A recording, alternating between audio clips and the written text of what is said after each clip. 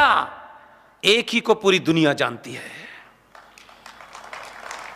और कोई घर की हालत बहुत अच्छी नहीं थी, तब भी 14 में से एक सुभाष पैदा हुआ, और उस सुभाष के खिलाफ इतने षड्यंत्र हुए, लेकिन फिर भी न कोई उसकी जाति को जानता है, न कोई सी पार्टी को जानता है, हजारों लोग विरोध हैं। इसलिए ये प्रेरणा देती हैं, सावरकर प्रेरणा देते हैं, सुभाष प्रेरणा देते हैं कि आपके अपने समय में जो आपके कंटेम्परेरी थे वो आपको दफन तो कर सकते हैं, छुपा तो सकते हैं, आपकी हस्ती को मिटा तो सकते हैं, लेकिन एक ना एक दिन समय आता है और सच पूरी ताकत से बाहर निकलता है। और जब सच बाहर निकलता है तो सुभाष चंद्र बोस, जिन्हें 1945 के अंदर यह कहा गया एक प्लेन क्रैश में मारे गए, हमारा एक युवा साथी, बेहतरीन इंसान, उसने पूरा कैरियर छोड़ करके दांव पे लगा दिया।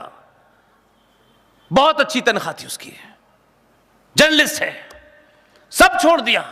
उसको ये सनक सवार हो गई, मुझे यही कर। एक आदमी की, कोई ऐसा नहीं 50 साल का, 30-35 साल का लड़का, अच्छी नौकरी छोड़ दी उसने, मुझे यही करना है, और उसने करके दिखा दिया।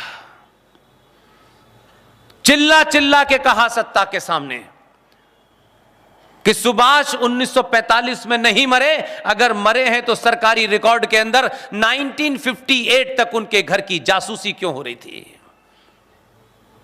जिस दुनिया में कहीं 10 मिनट के लिए भी अगर सुभाष चंद्र बोस गए हो, उस लड़के ने उस देश में जाकर के उनके वो कागजात, वो स्टोरी वहां से लाया। उस लड़के को जानते हैं आप, क्या नाम है?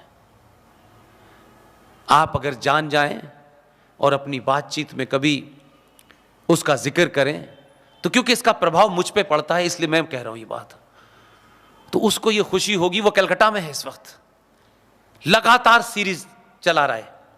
उसे पता चलेगा कि उज्जैन में रात के 11 बजे भी उसका जिक्र हो रहा था, उसका सीना चौड़ा हो जाएगा।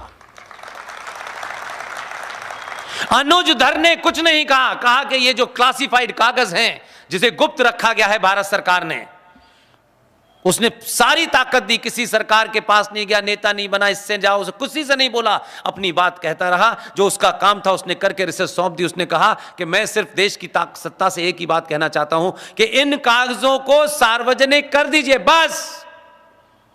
इतनी आवाज लगाई कि गुजरात वाले ने बुला लिया उनको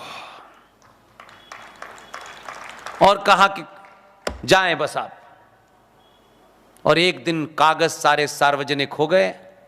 उन सार्वजनिक कागजों में से जो बाहर जिन निकला, उसका असर ये हुआ कि हम तमाम सारे लोगों ने खड़े होकर के ये मांग की, और हम मांग करते उससे पहले एक बड़ी घटना इस देश में घटी। ऐसी घटनाओं को सनातन ही नहीं देखता, ये घटनाएं हमारे इतिहास के मील के पत्थर साबित होंगे। उस अनुज धर ने, जीडी बख्शी ने, कर्नल आर सिंह साहब ने, हम सब ने मिलकर एक मुहिम चलाई कि किसी भी तरीके से 21 अक्टूबर 1943 एक वो आदमी जिसके साथ कोई नहीं था, चाटुकारों ने 39 में अंग्रेजों के कहने से माध्यम, जो हमारे पिताजी थे जबरदस्ती के, वो गए उससे इस्तीफा मांग लिया। कांग्रेस पार्टी का अध्यक्ष चुना गया, उन्होंने इस्तीफा मांगा, उनका ये ले लीजिए इस्तीफा। इस्तीफे कांग्रेस पार्टी के अध्यक्ष